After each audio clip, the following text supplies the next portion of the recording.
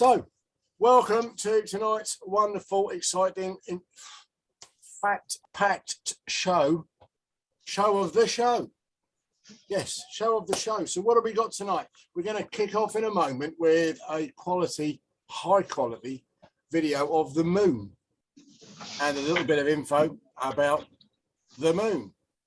And after that, we are going to have a little look and discussion about the phases of the moon, because tonight's show is very, very moon themed. After that, we are going to have a fun packed quiz about the moon. But the quiz won't have anything to do with any other part of our show about the moon. It will be a completely new part of the show. So, and after all of that much fun and excitement, then we will have part 3 of the video from Loch Glass with some unexpected four-legged additions. So, I think on that basis, without any further ado, I'm going to crack on with the video of the moon. So just give me a moment here and we'll get this one ready to rock and roll and go. So, we click on this video.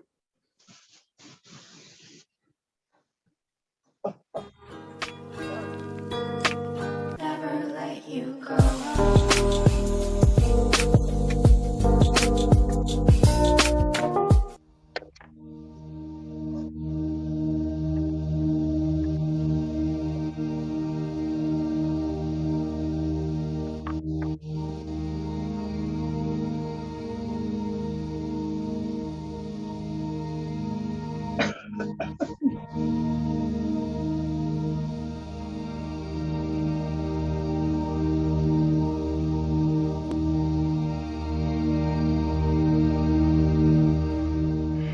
So what we have here is pretty much full moon. It's 6:15 on the 19th of November. It's a Friday. It is a beautiful, still morning. And with the energy that moves around with a full moon, you have to say, have I been acting a little odd lately? The last day or so, because lunatic comes from all of that motion we get with the full moon. The moon goes through a full cycle in 28 days. There are 13 cycles in a year, which makes it kind of weird that we've chosen to have 13 months in a year, which doesn't work, because we have to have a leap year every 4 years to kind of catch up with the odd bits and pieces, when there's a natural cycle of 28 days of our moon. And we know that that moon has a massive effect on us. We're 70% water, and the moon, with its pull of gravity, pulls on the seas. We know that, we can see it. Now, if we're 70% water, it has to have an effect on us, and some of us, it would affect more than others. So, hence, sometimes our bizarre behaviour on the full moon has given some of us the title of lunatic.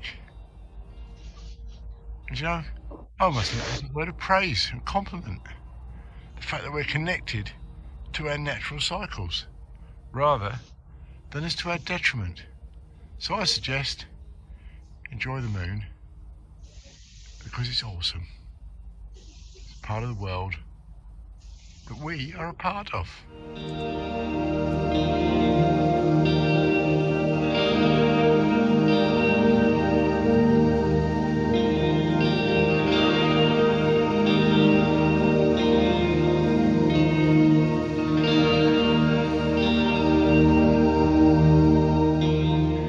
So here we are, it's a November morning and the moon is in the west. It's pretty much a full moon. Well, no, not completely yet. Have you ever thought, sometimes we see the moon during the day, sometimes we see it at night, and quite often in the evening, it's in a different part of the sky to where it is in the morning. So maybe it's time to take a little while and actually note when you see the moon, what phase that the moon is actually in, and where it is in the sky. Now, wouldn't that be really cool?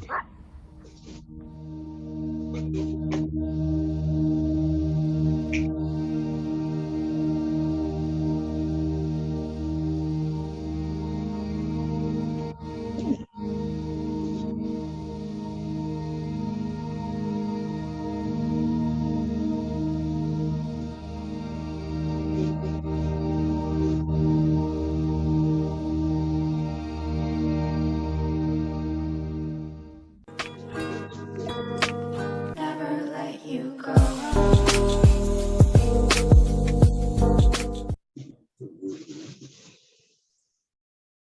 So, put on the buzzers, the first part of the quiz. Who noticed the completely accidental narrational mistake? Because there was one.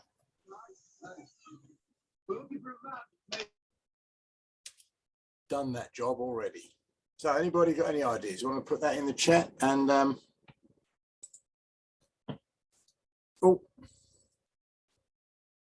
no one clocked that one. No points for that one then, but I'll tell you. After having announced that there were 13 lunar cycles of the year, I said it's very strange then that we've given ourselves a calendar with 13 months in it, because we haven't. We've given ourselves a lunar calendar with 12 months in it. And that's really bonkers. Why is that? I mean, that's bonkers, because we have a 28-day month, and then we've got several 30-day months and several 31-day months. And as I said on the video, every 4 years we have to have a leap year just to completely straighten it all out. When we've actually got a natural lunar cycle with 13 months that fits our year exactly. I mean, it's almost like somebody out there had a plan.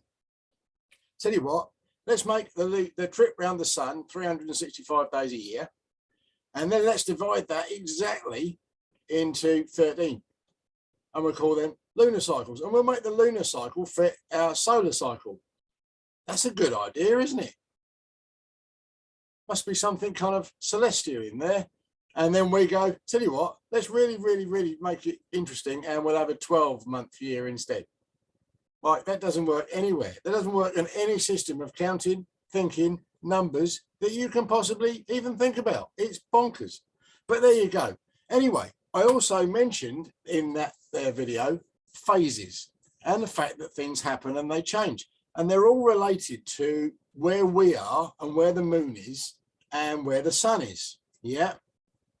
So I thought what I'd do is I'd just kind of like quickly run through the different phases.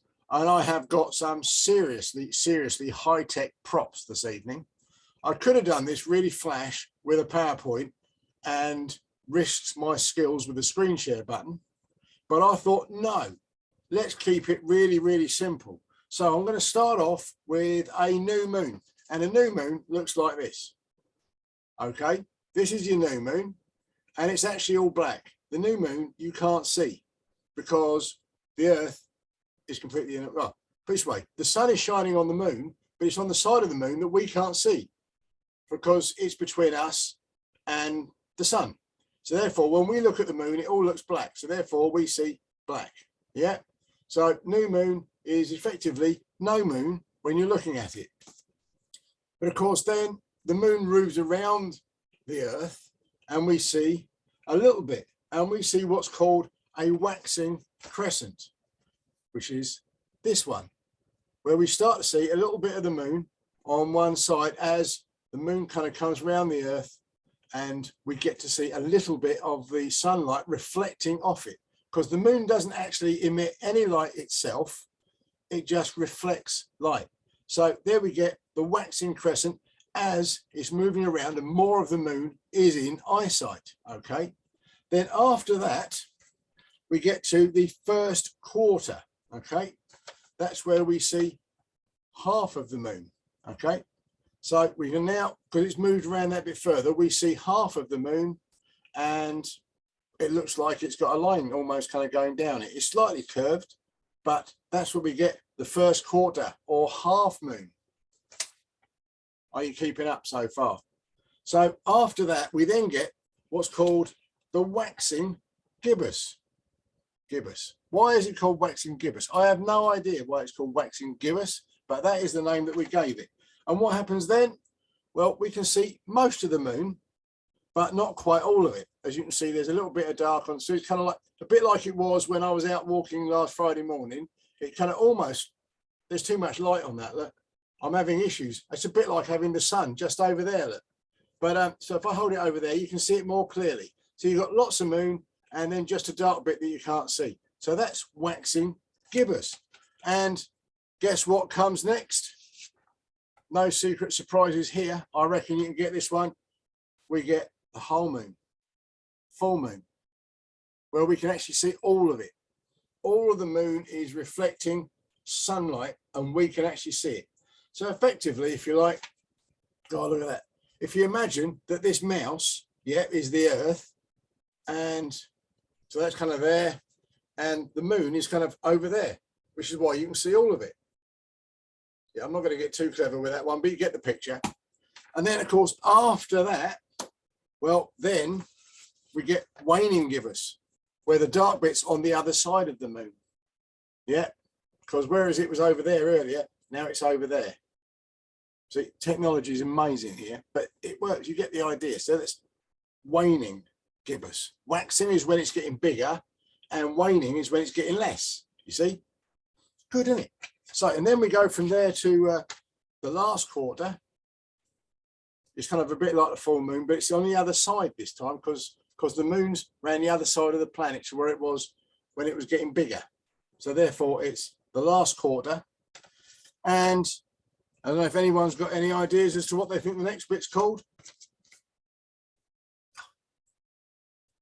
Well, guess what? It's the waning crescent. Yeah, because we had the waning gibbous and then the half moon, and now we get the waning crescent. And somebody has got to be able to work out which is the last one, which kind of like is back to where we started off from, and it's the new moon. You can't see it. Yeah, we go from nothing, waxing, first quarter, waxing gibbous, full moon, waning gibbous, last quarter, waning crescent. Now imagine that what you're really pleased about is that the quiz doesn't have anything to do with the phases of the moon. Because, and I thought this would be a bit of fun. See, do you remember last week we were talking about the book Black Elk Speaks? That was this one. Yeah. Well, what I did today, because I thought it would be good fun, is he's got what the Indians called the moons, back when they kind of actually still ruled the Americans, and the way that they actually phrased the names of the moon. So what I'm going to do is I'm going to read out, excuse me, I'm going to read out the Indian name of a moon. And what I would like you to do is to write down which of our months you think they're referring to. Yeah. Now it's going to be a little bit iffy on a couple of occasions because obviously they're referring to 13 moons and we've only got the names of 12. So there are a couple of ones where there's a couple of bits of flexibility. And of course, as in all quizzes, the judge's decision is final. And because none of you are near enough to leave any persuasion, I will be the one who will make the decisions. So, are you ready? Pens at the ready. So, the first question is, which month is the moon of fatness or the moon of making fat?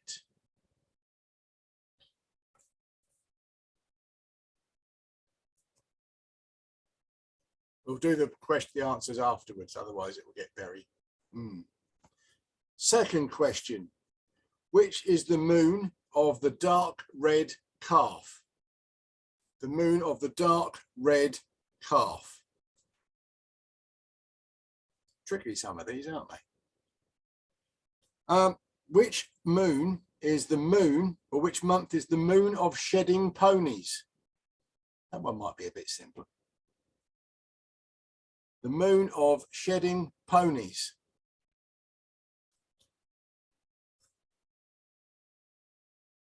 Number 4, the moon of falling leaves.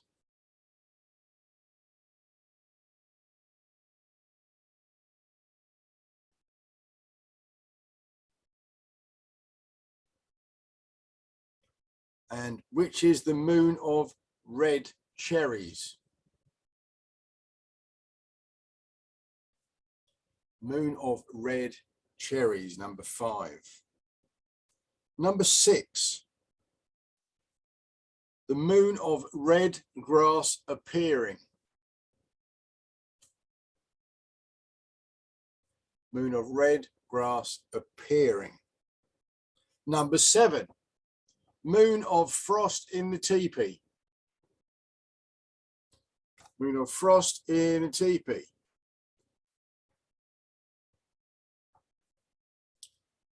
Number 8, which is the moon when calf grows hair. The moon when calf grows hair.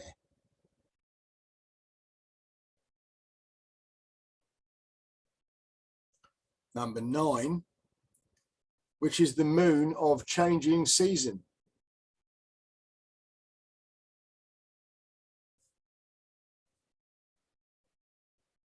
Number 10, the moon of the popping trees. The weird thing is I first read the book about 30 years ago, and I've always remembered that one. Always remembered that one. I've never been asked it in a pub in a quiz, but I've always known it. Last 2, number 11, moon of the snowblind. Of course, you've got to remember these are American seasons. They might not entirely tie up with ours, just to make it even more fun. And the last one.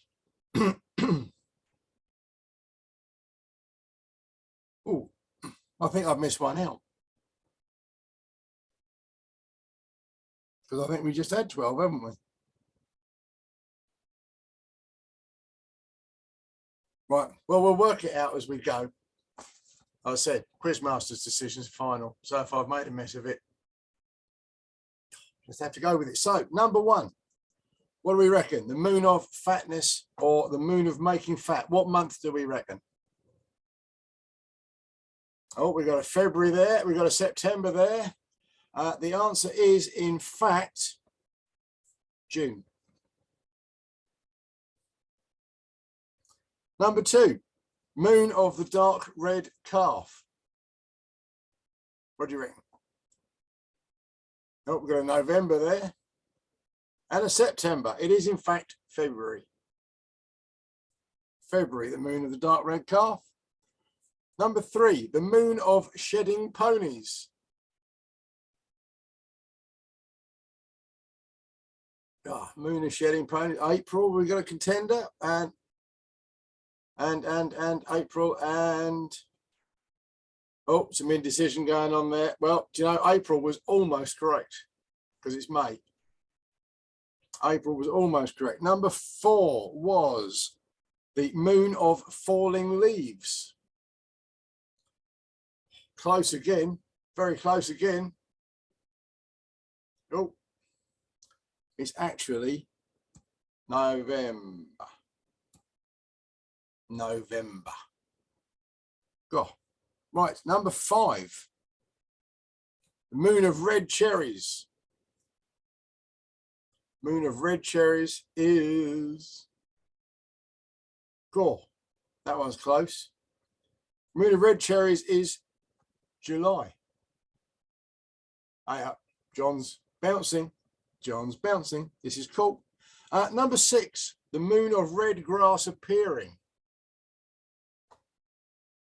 Moon of red grass appearing. Got a September. Got a September. Any advance on September? It is, in fact, April. It is, in fact, April. I think some of these answers are repeating, but maybe that's just me. Number 7, I reckon it's 2 options here. The moon of frost in the teepee. Moon of frost in the teepee. Oh. So that's hedging your bets a bit. It is in fact actually January. I believe we have some more winners on that one, which is dead cool, and which was the moon of calf grows hair. Oh, May and August. The moon of calf grows hair is actually September. There you go, September. Number 9. The moon of the changing season. I think that's the one I got slightly wrong. Moon of changing season is in fact October. My month. My month. So, number 10, the moon of the popping trees. This is the one that I've known for 30 years and no one's ever asked me. No one's ever asked me. It is in fact December. Obviously in America, there are trees that go pop in December. Exactly. That I'm going to have to research that one and get back to you. He didn't say in the book. I did check. Number 11, Moon of the Snowblind. That old Black Sabbath song. No, the Moon of the Snowblind is March. It's March. There you go. And then the last, well, no, I've got something slightly wrong there. Anyway, so it's out of 11 plus 1 if you've got the lash up with my ability to actually say the word 12 and say 13 instead. So, anybody get more than 3?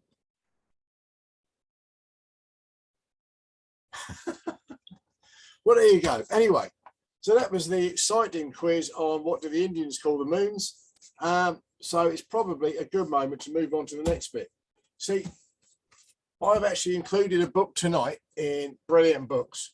I haven't finished this book yet, so I'm hoping it ends well.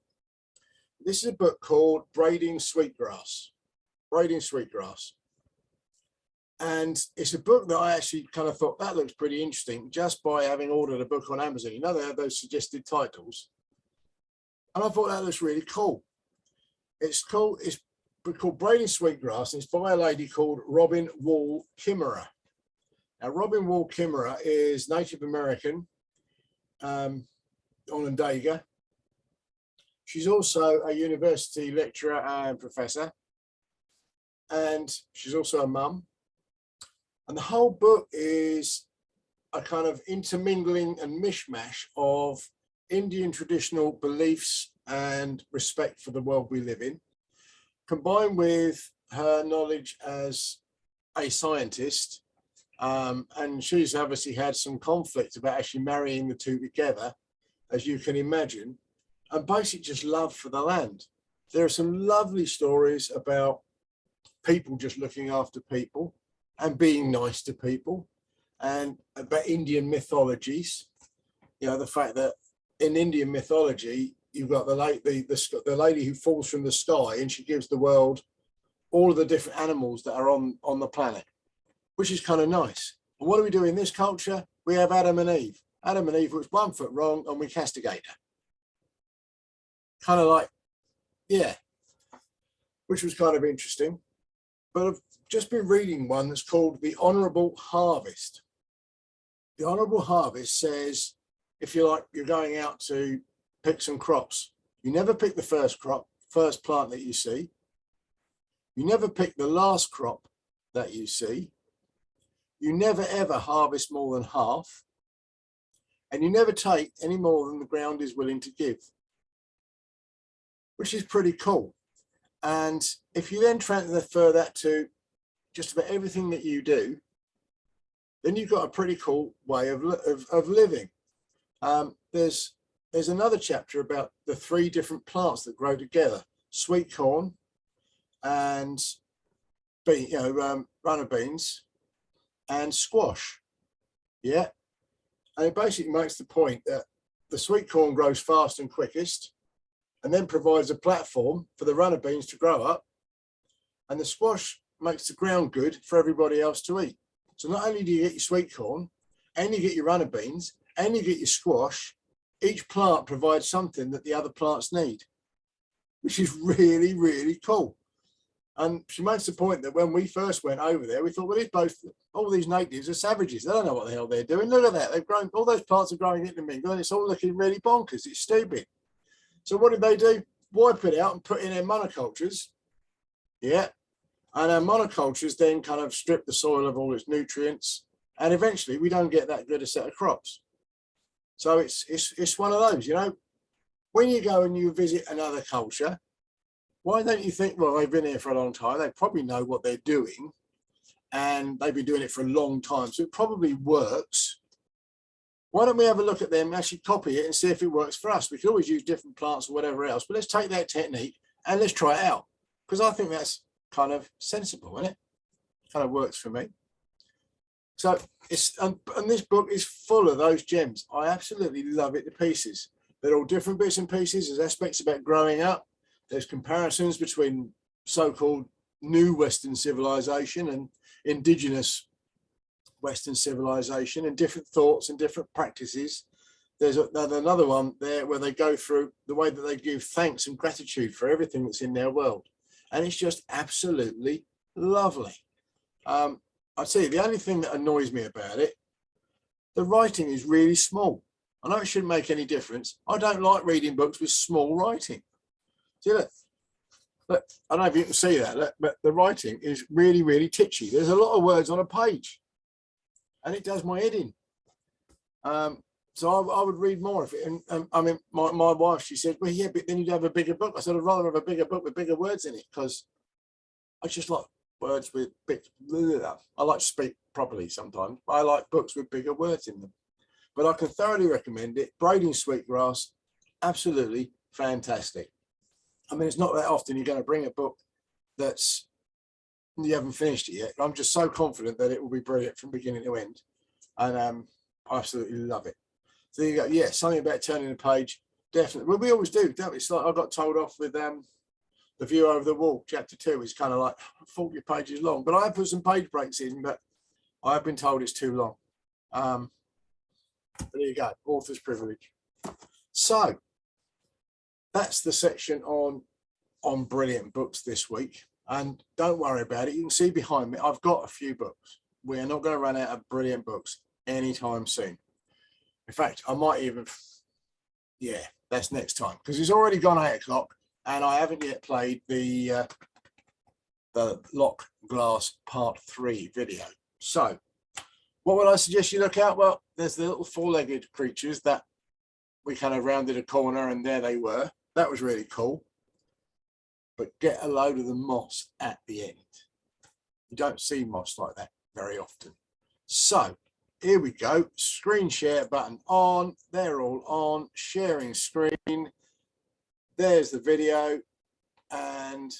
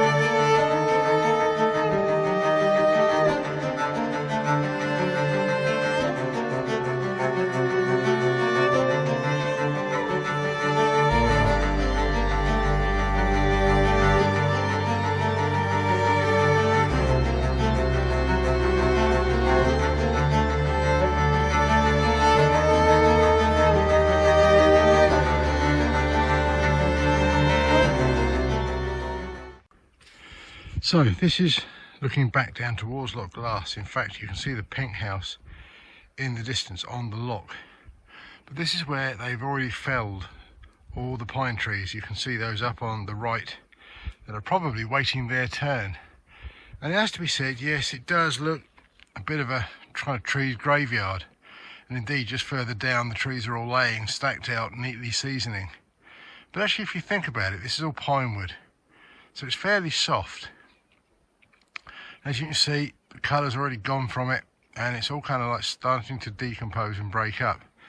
Now that will be some fantastic home for lots of insect life, beetle life, probably even cover for small rodents, small lizards, things like that. So actually, this is doing the ground a world of good. Much as it might be a bit of an eyesore in that process of, it's probably extremely cost efficient, very wildlife friendly, and actually when you really think about it, it makes a whole lot of sense too.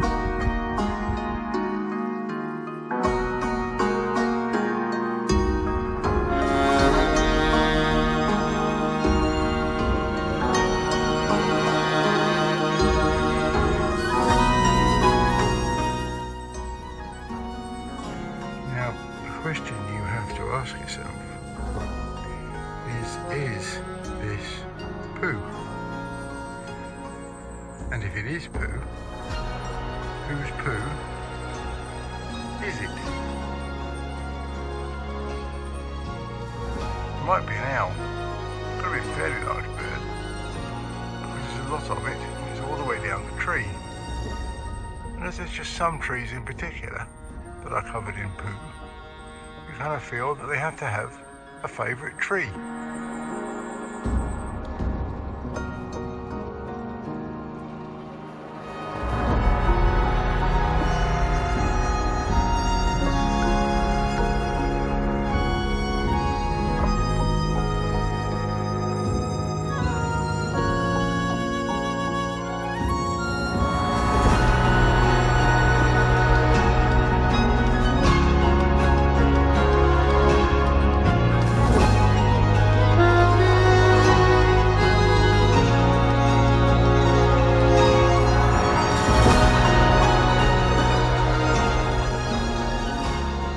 Something that really helps to make a wood feel old, almost enchanted, certainly magical, is all of the moss on the branches. You can see here, the pine obviously been here like this for a very, very long time. So after all, mosses are slow growing. But if you see these that are on the branches, just have a look at what's actually on the forest floor.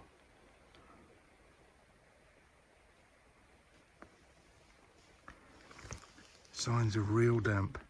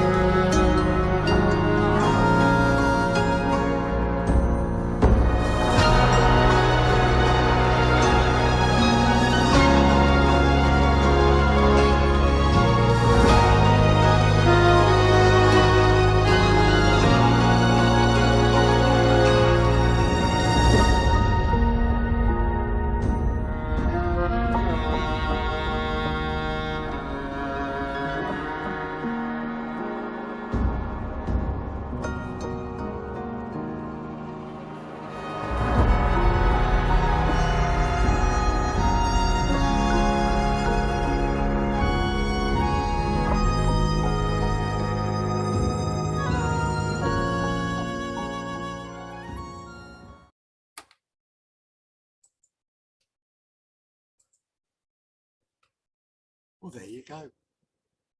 So, did you enjoy the waterfalls? Very cute little fellas. You consider that they used to roam our countryside, especially in the woods, trash everything underfoot.